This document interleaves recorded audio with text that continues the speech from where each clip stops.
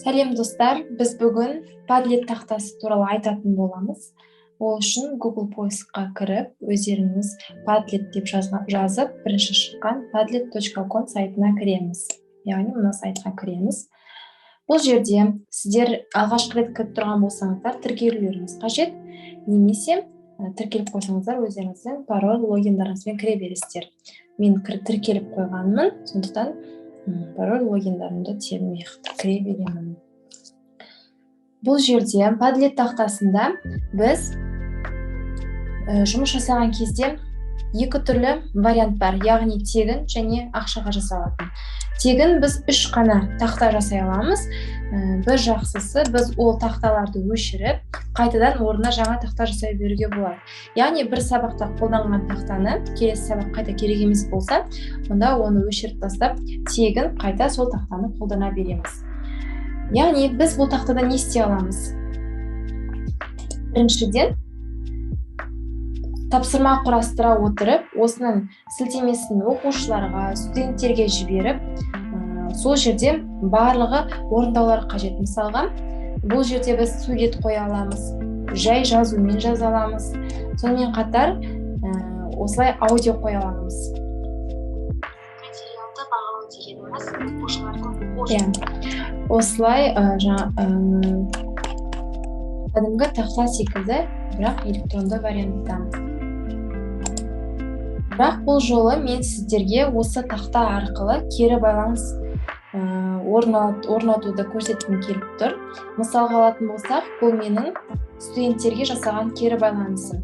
Яғни, не қиын болды, не үйрендім, менің ұсынысым деп, жай ғана мен бір ғана осы жазбаны жазғаннан кейін сілтеме арқылы менің студенттерім кіре отырып, өздерінің ұсыныстарын, не үйренгендерін, не қиын болғандарын айтып өткен болатын. Енді біз осындай тақтаны қалай жасайтынымызбен қазір таныстырамын. Ол үшін создать доску Padlet деген басамыз. Бұл жерде әртүрлі бар. Стена, лента, колонки деген сияқты қалаған өздеріңізге ұнаған таңдай бересіздер. Мысалға, мен қарапайым стенаны таңдайын. Біз бұл жерде тақтаның атауларын өзгерте аламыз. Яғни балаға берген кезде моя ослепительная доска Padlet деп тұрмайды. Ол жерге пәннің атауын жазуға болады. Ол үшін біз настройкаға кіреміз. Осы жерден өзгерте беруге болады. Мысалға, дүниетану сабағы дейік, дүниетану, 3-ші сынып.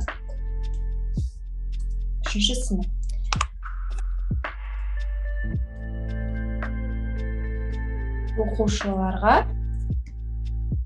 тек сәттілік.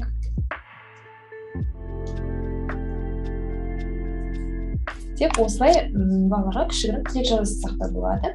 Оқушыларға тек сәттілік. Сохранить. Яғни, бұл жерде уже балаларға арналған тақта болып қалды. Сонымен қатар біздің байқап тұрсаңыздар, артқы фонымыз өте қатты көзге ауыр тиеді. Сондықтан ол фонды өзгертуге болады. Өздеріңіз қалаған фонмен, мысалға, однотонный түстер болады.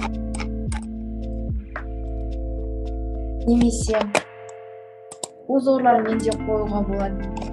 Мына жақта түстердің сәйкестігі екен. Узорлармен қоюға болады. Мысалға, күз мезгілі болса, немесе жапырақтар туралы сабақ өткен болса, осыны қойсақ болады. Немесе жай ғана қарапайым түрде болсын десек, осылай қарапайым узорлары барлық белгілеп өтуге болады. Сонымен қатар осындай әдемі суреттермен көрсетуге болады. Мысалы, әлем картасын тұтқан болсақ. Және де өздеріңіздің қалаған фондарыңызды қоюға болады.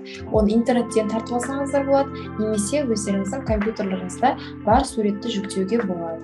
Сонымен қатар суретке түсіруге болады, оның суретін салуға да болады.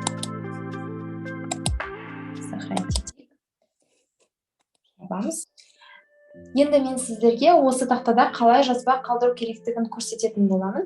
Ол үшін төменде тұрған плюс белгісін басамыз. Осы жерге өзіңіздің қалаған жазбамызды қалдыра беруімізге болады. Яғни мен сіздерге кері байланысты көрсетіп отырмын. Кері байланыстың көптеген әдістері бар. Мысалға, басқарма әдісін алайық, өте оңай, бәрімізге таныс. Бас бармақ.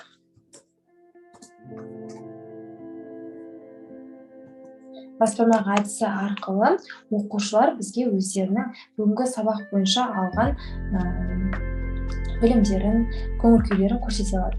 Ол үшін біз суретті осы өзіміздің компьютерден жүктей аламыз, немесе суретке түсіре аламыз. Сонымен қатар бұл жерде біз сілтеме қоюымызға болады, және бізге өте оңтайлы тәсіл ол дәл интернеттен іздей салу.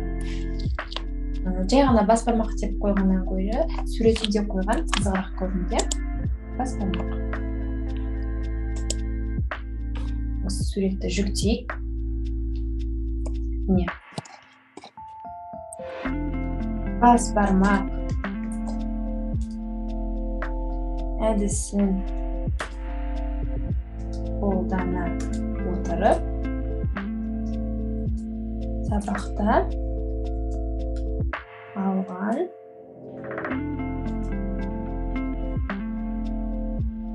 білімді көрсет. Осылайша біз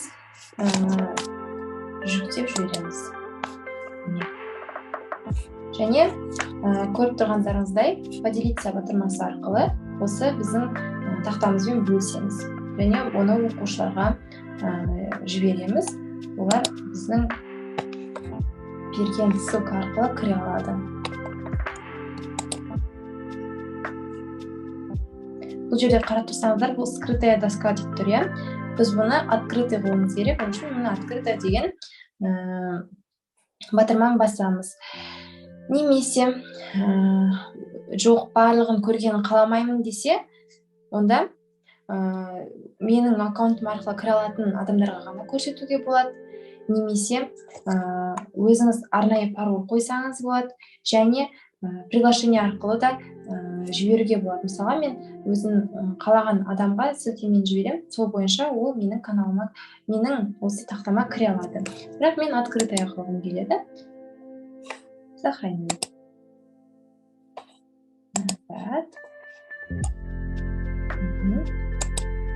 Сақтап аламыз, және WhatsApp арқылы, немесе Telegram арқылы өздеріңіздің оқушыларыңызға жібере аласыздар. Бұл әдісті тек қана оқушылар емес, өздеріңіз білетіндей, менің көрсететін білім беру платформаларының барлығы ол оқушыларға да, жоғары мектепте оқитын оқушыларға, университет қабырғасында оқитын білім алушыларға да болады. Сондықтан осы әдіс тәсілдерді қолдана отырып, сабақтарыңызды қызықты етіп өткізіңіздер. Назар аударып тыңдағандарыңызға рахмет. Лайк басып, комментарий жазып, менің каналыма тіркелуді ұмытпаймыз.